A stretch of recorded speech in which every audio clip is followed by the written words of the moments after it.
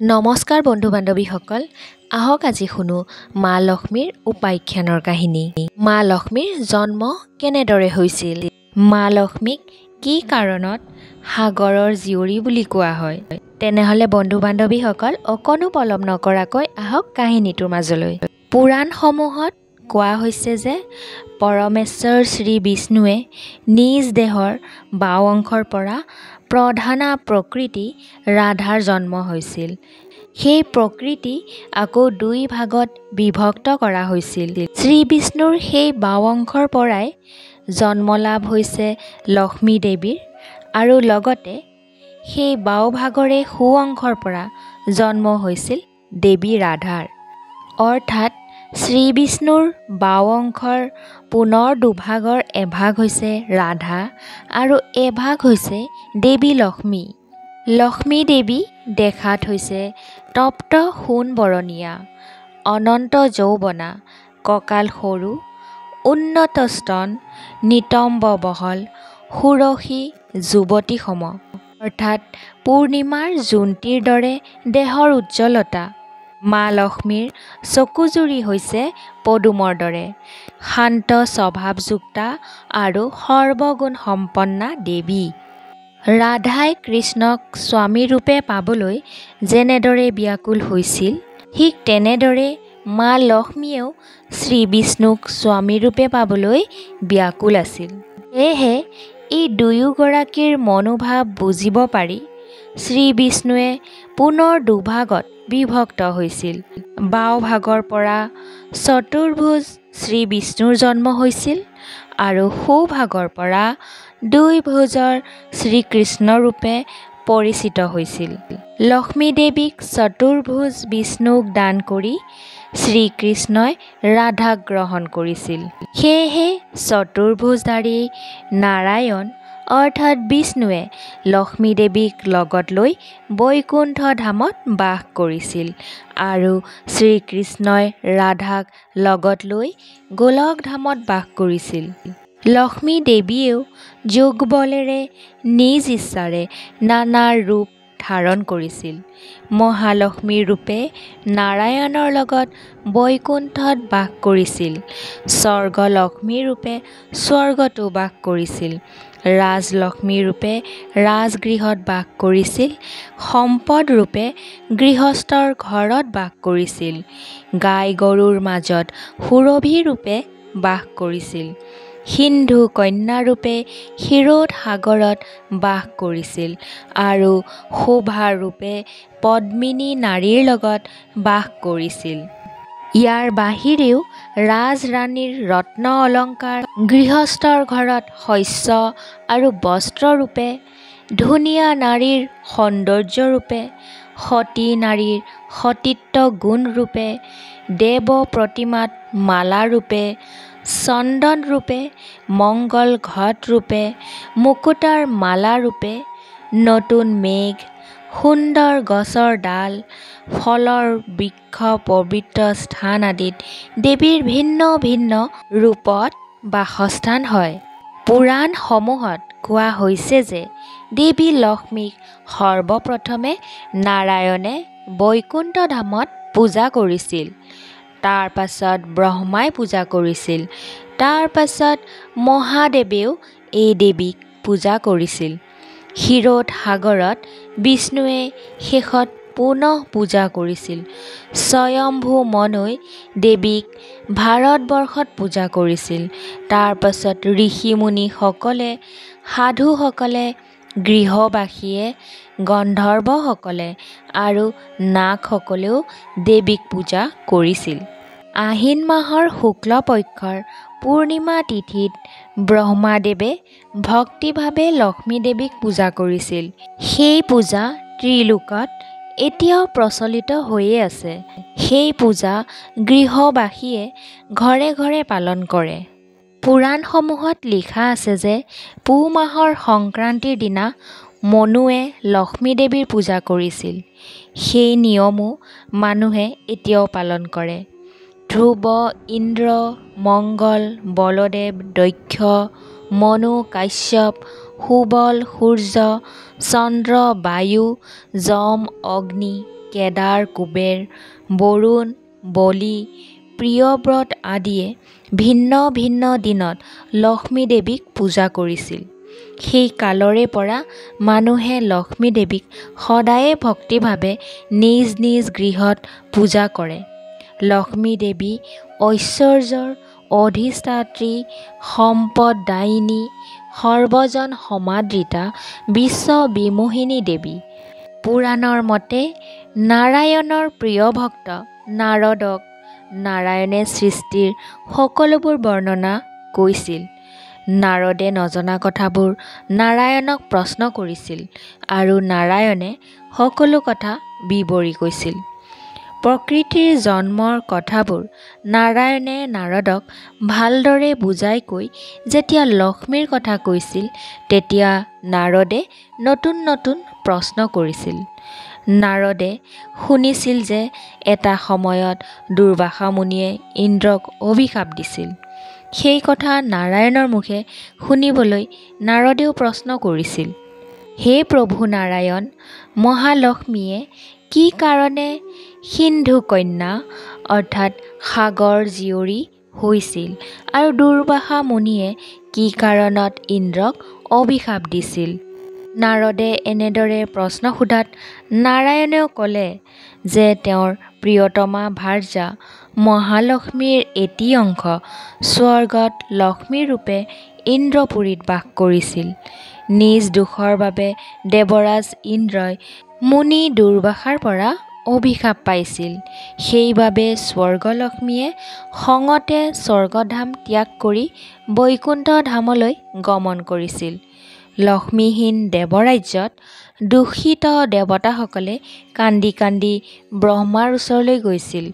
তেতিয়া ব্ৰহ্মাদেৱে দেৱতাসকলক লগত লৈ নাৰায়ণৰ ওচৰলৈ গৈ লক্ষ্মী দেৱীক পুনৰ স্বৰ্গধামলৈ পঠিয়াই দিবলৈ অনুৰোধ কৰিছিল।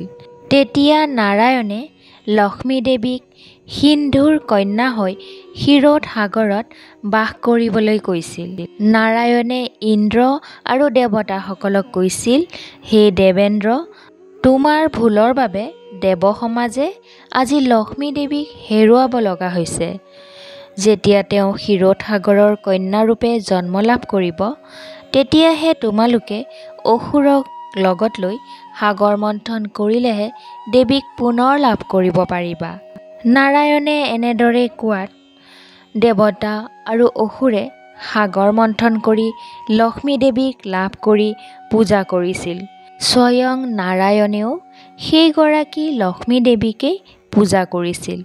লক্ষ্মী দেৱীয়ে দেৱতাসকলক আশীৰ্বাদ দিছিল।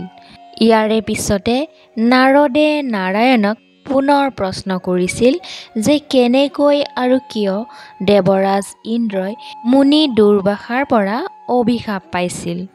তেতিয়া নাৰায়ণেও কৈছিল যে এদিন ইন্দ্ৰই স্বৰ্গৰ অপেশ্বৰী তেওঁৰ প্ৰিয়তমা নৰ্তকী ৰম্ভাৰ সৈতে নিৰ্জন বনত ৰতি ক্ৰীড়া কৰি আছিল। সেই সময়ত সেই ঠাইৰ কাষেৰে দুৰ্বাসা মুনিক কৈলাশ পৰ্বতলৈ গমন কৰা দেখা পাইছিল ইন্দ্ৰই। তেতিয়া মুনিক দেখা পাই দেৱৰাজ ইন্দ্ৰই ভক্তিভাৱে পূজা কৰিছিল। মুনিয়েও আনন্দিত হৈ ইন্দ্ৰক এধাৰি পাৰিজাত ফুলৰ মালা প্ৰদান কৰি আশীৰ্বাদ কৰিছিল। সেই মালাধাৰী ইন্দ্ৰই তেওঁৰ হাতী ঐৰাৱতৰ মূৰত ৰাখিছিল। তাকে দেখি দুৰ্বাসা মুনিয়ে খং উঠি ইন্দ্ৰক ক'লে যে হে দেৱৰাজ ইন্দ্ৰ, তুমি অহংকাৰত মত্ত হৈ মই দিয়া পাৰিজাত ফুলৰ মালাধাৰী নিজৰ ডিঙিত নিপিন্ধি হাতীৰ মূৰত ৰাখিছা কিয়? তুমি মোক অপমান কৰিলা। মই তোমাক অভিশাপ দিলোঁ যে যিহেতু বিষ্ণুৰ ফুলক অৱহেলা কৰিলা, সেইহেতু আজিৰ পৰা স্বৰ্গলক্ষ্মীয়ে স্বৰ্গধাম ত্যাগ কৰিব। তুমি লক্ষ্মীৰ কৃপাৰ পৰা বঞ্চিত হ'বা। ৰাজ্যৰ পৰা লক্ষ্মী গুচি যোৱাত তুমি সদায় শোভাহীন হৈ দুখতেই কটাব লাগিব। মই প্ৰভু নাৰায়ণৰ ভক্ত।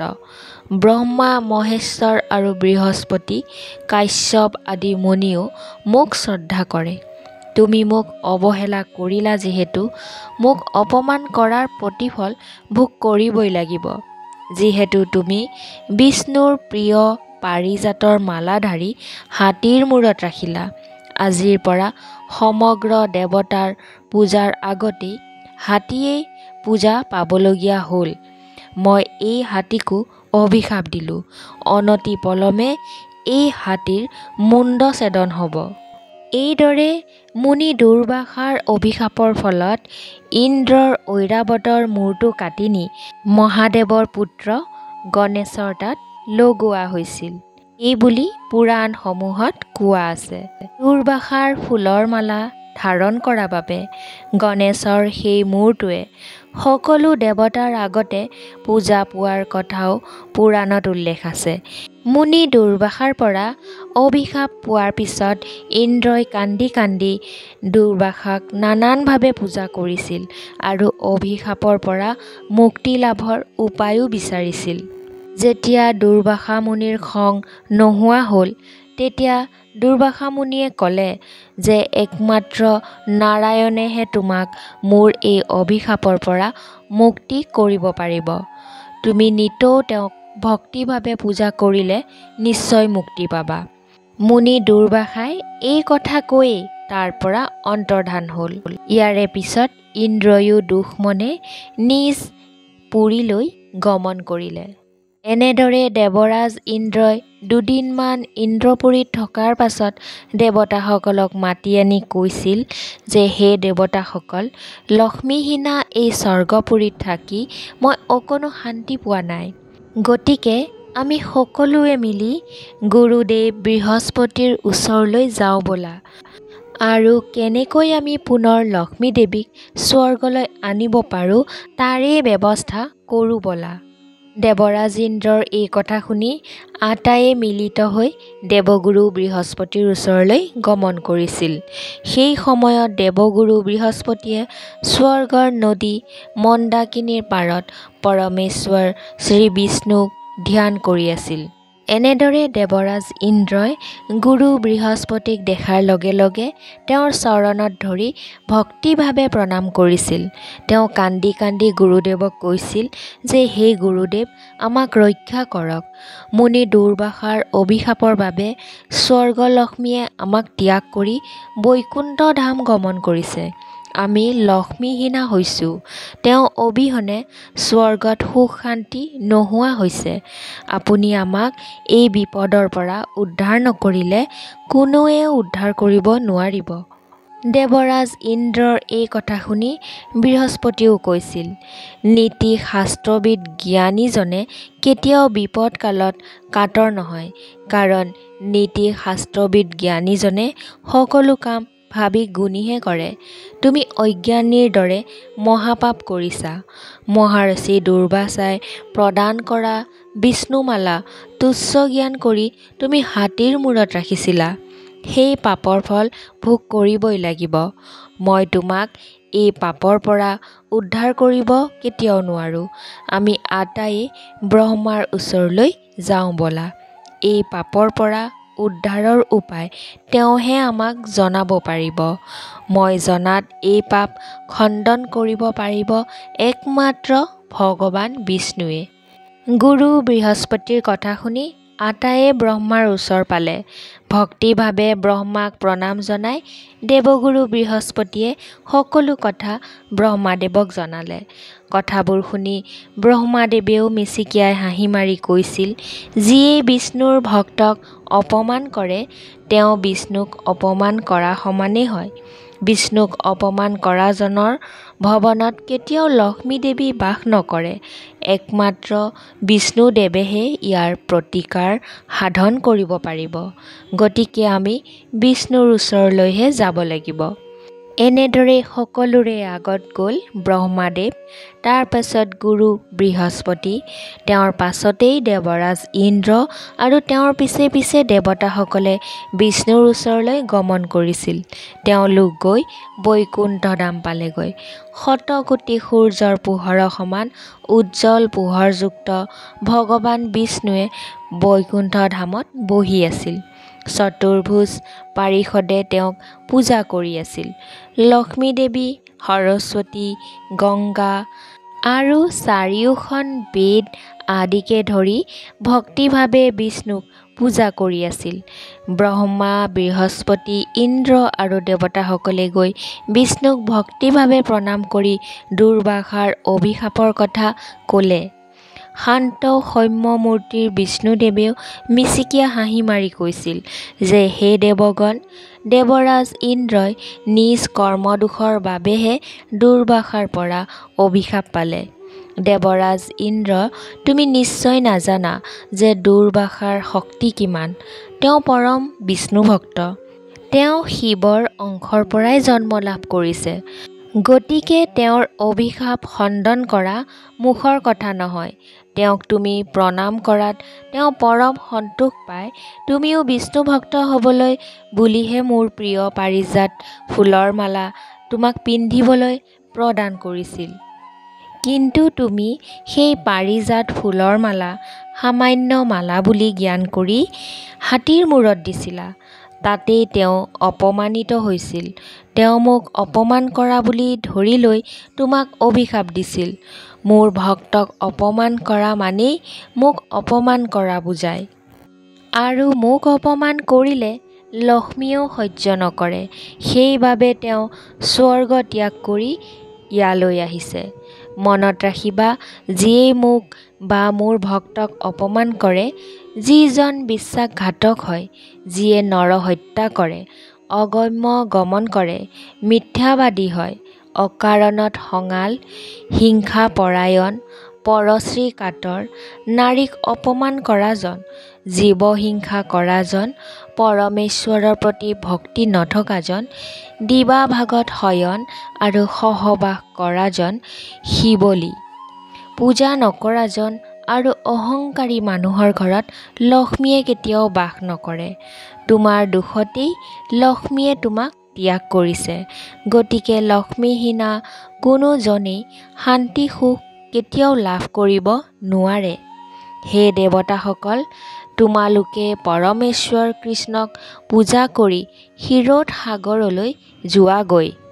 স্বৰ্গ লক্ষ্মীয়ে বৰ্তমান ক্ষীৰোদ সাগৰত বাস কৰিছে। তোমালোকে ক্ষীৰোদ সাগৰ মন্থন কৰাগৈ। তেতিয়াহে সেই সাগৰ কন্যা লক্ষ্মী আকৌ আবিৰ্ভাৱ হ'ব। সেই লক্ষ্মী পুনৰ স্বৰ্গ ৰাজ্যত বাস কৰিব। ইয়াৰ বাহিৰে আন একো উপায় নাই। এনেদৰে বিষ্ণুৰ পৰামৰ্শ মতে দেৱতাসকলে ক্ষীৰোদ সাগৰ পাৰলৈ গৈছিল। তাত পৰমেশ্বৰ শ্ৰীবিষ্ণুক ভক্তিভাৱে পূজা কৰি সাগৰ মন্থনৰ যোগাৰ কৰিছিল। দেৱতাসকলে সাগৰ মন্থনৰ বাবে অসুৰসকলকো লগ লৈছিল। ক্ষীৰোদ সাগৰ মন্থনৰ দণ্ড আছিল মন্দৰ পৰ্বত। পৰমেশ্বৰৰ এটি অংশই কুৰ্মৰূপে পানীত মন্দৰ পৰ্বত নুডুবাকৈ পিঠিত তুলি ৰাখিছিল। অনন্ত নাগক মন্থনৰ ৰচী কৰিছিল। এনেদৰে দেৱাসুৰে মিলি বহুদিন ধৰি সাগৰ মন্থন কৰিছিল। সেই মন্থনৰ ফলত ধনন্তৰী, উচ্চৈঃশ্ৰৱা, ঐৰাৱত, নানাবিধ বহুমূলীয়া বস্তু, ধন ৰত্ন, সুদৰ্শন চক্ৰ, অমৃত আদি ওলোৱাৰ পাছত হাতত পাৰিজাত ফুল লৈ লক্ষ্মী দেৱীৰ আবিৰ্ভাৱ হৈছিল। সেই দেৱীক ব্ৰহ্মা আদি দেৱতাসকলে ভক্তিভাৱে পূজা কৰিছিল। শ্ৰীবিষ্ণুই দেৱীক ইন্দ্ৰৰ হাতত অৰ্পণ কৰিছিল। তেতিয়াহে ইন্দ্ৰই দুৰ্বাসাৰ অভিশাপৰ পৰা মুক্তি লাভ কৰিছিল বুলি পুৰাণত পোৱা যায়। মন্থনত লাভ কৰা অমৃত দেৱতাসকলে পান কৰি অমৰ হৈছিল। উচ্চৈঃশ্ৰৱা আৰু ঐৰাৱত হাতী ইন্দ্ৰই লৈছিল। সুদৰ্শন চক্ৰ বিষ্ণুৰ আজ্ঞাবাহী ভৃত্য হৈছিল। ধনন্তৰী সুপ্ৰসিদ্ধ চিকিৎসক হৈছিল। মহালক্ষ্মীৰ যোগবলৰ অংশৰ পৰা সিন্ধু কন্যাৰূপে জন্ম লাভ কৰা লক্ষ্মী দেৱী দেৱতাৰ মাতৃৰূপে স্বৰ্গ লক্ষ্মী হৈ স্বৰ্গত বাস কৰিছিল। সাগৰ মন্থনত উদ্ভৱ হোৱা কালকূট বিষ পান কৰিছিল মহাদেৱে। তেতিয়া মহাদেৱৰ নাম হৈছিল নীলকণ্ঠ। এনেদৰেই অমূল্য সম্পদবোৰ দেৱতাসকলে ভাগ কৰি লৈছিল। লক্ষ্মীক লাভ কৰাৰ পাছত সকলো দেৱতাই নিতৌ ভক্তিভাৱে লক্ষ্মী দেৱীক পূজা আৰাধনা কৰাৰ ফলত স্বৰ্গলক্ষ্মীয়ে দেৱতাসকলক সুখ শান্তি ধন ঐশ্বৰ্য বিভূতি প্ৰদান কৰিছিল। দেৱতাসকলে তেতিয়াৰ পৰাই মহাসুখেৰে স্বৰ্গত বাস কৰিছিল বুলি পুৰাণসমূহত লিখা আছে। বন্ধু বান্ধৱীসকল, এয়াই হৈছে লক্ষ্মী দেৱীৰ উপাখ্যানৰ কাহিনী। এই কাহিনীটো শুনি আপোনালোকৰ কেনেকুৱা লাগিল মতামত জনাবলৈ একেবাৰে নাপাহৰিব। কমেণ্ট বক্সত জয় মা লক্ষ্মী বুলি লিখিলেই হ'ব। আৰু কাহিনীটো যদি আপোনালোকৰ ভাল লাগিছে তেনেহ'লে লগ বন্ধুৰ মাজত শ্বেয়াৰ কৰি দিব। আৰু কোনোবা বন্ধু বান্ধৱী যদি মোৰ এই চেনেলটোলৈ নতুনকৈ আহিছে তেনেহ'লে চেনেলটো ছাবস্ক্ৰাইব কৰি ৰাখিব। তেতিয়াহে এনেকুৱা ধৰণৰ কাহিনীবোৰ আপোনালোকে শুনি থাকিবলৈ পাৰিব। তেনেহ'লে আজিলৈ আহিছোঁ, ধন্যবাদ।